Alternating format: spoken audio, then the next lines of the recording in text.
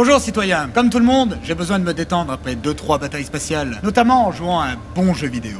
C'est d'ailleurs pour cela que nous nous retrouvons aujourd'hui, car je vais vous parler d'un des jeux vidéo qui m'a le plus marqué dans ma vie de joueur. Je vous conseille de monter les basses.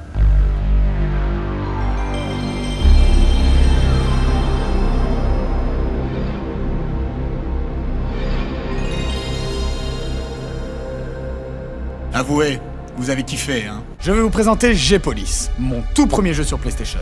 Et je peux vous dire que ça envoyait du gros lourd. Déjà, il faut se remettre dans l'ambiance de l'époque. C'était le début de la 3D sur console, j'étais gosse, et je vois ça. On a tué sa sœur. Pour la venger, il s'est engagé dans la G-Police. Aujourd'hui, il est seul. Pour que survive le bien, il est prêt à tout perdre, même la vie. Ça fait 4 fois que tu me marches sur le pied. Ça fait hyper mal. Arrête. G-Police, un jeu criant de vérité. G-Police sur PlayStation. C'est impossible de pas l'acheter, la vanne est juste trop énorme. Je suis très bon public. Ce n'est pas être bon public, c'est être complètement niais. Bon, Zarbut, je suis en train de me détendre, c'est ma sphère de plénitude, de calme. Tu me fous la paix.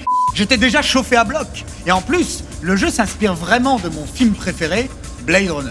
Surtout au niveau de l'ambiance et au niveau architectural. Alors, autant vous dire que lorsque j'ai vu des voitures volantes et ces immeubles qui crachent des flammes, une des images emblématiques du film, j'étais conquis. Mais surtout, c'était la première fois qu'on me proposait de piloter mon propre vaisseau dans un environnement 3D pour une liberté totale. Enfin non, il y avait eu Top Gun sur Amstrad, mais c'était pas exactement pareil.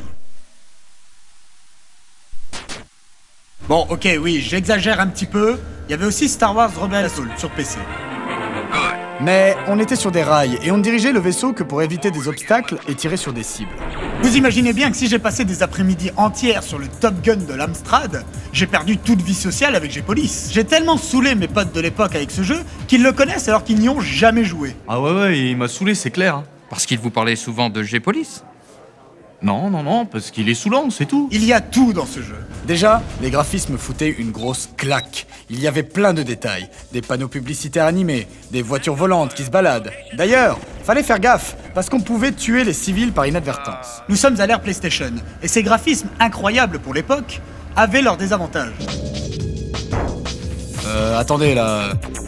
Qu'est-ce que c'est que ça ? Ok... Les textures, même les plus simples, se déformaient complètement lorsqu'on s'en approchait. Pour les plus jeunes d'entre vous, ça peut paraître complètement pourri, mais à l'époque c'était tout à fait normal. J'essayais même de me persuader que c'est parce que je rentrais dedans que ça les déformait parce que ça prenait en compte les impacts.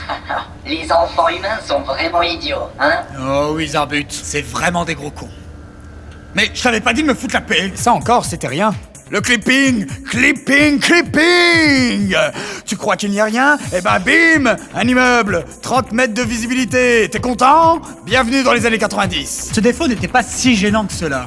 Il augmentait même l'ambiance oppressante et glauque du jeu en lui donnant un aspect plus dark encore. Autre aspect important, la maniabilité. On galère! Tous les boutons étaient utilisés et c'était un vrai casse-tête. Vous allez pouvoir le constater dans l'extrait qui va suivre.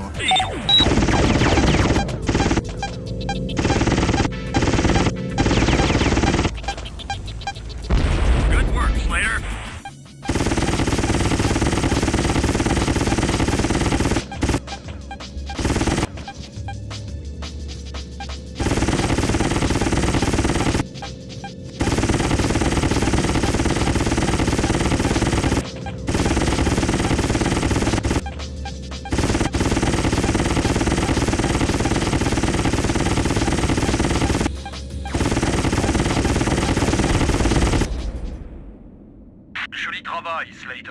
Une fois qu'on a dépassé ce stade, ce jeu est une vraie bombe.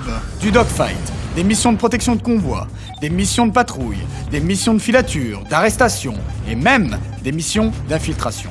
Les musiques sont cool, les bruitages et le doublage aussi, les cinématiques défoncées et le jeu était vraiment exigeant.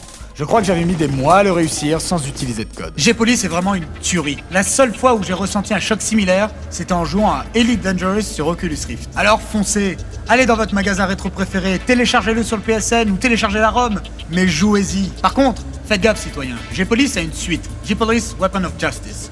Et autant dire qu'il est bâclé de bout en bout.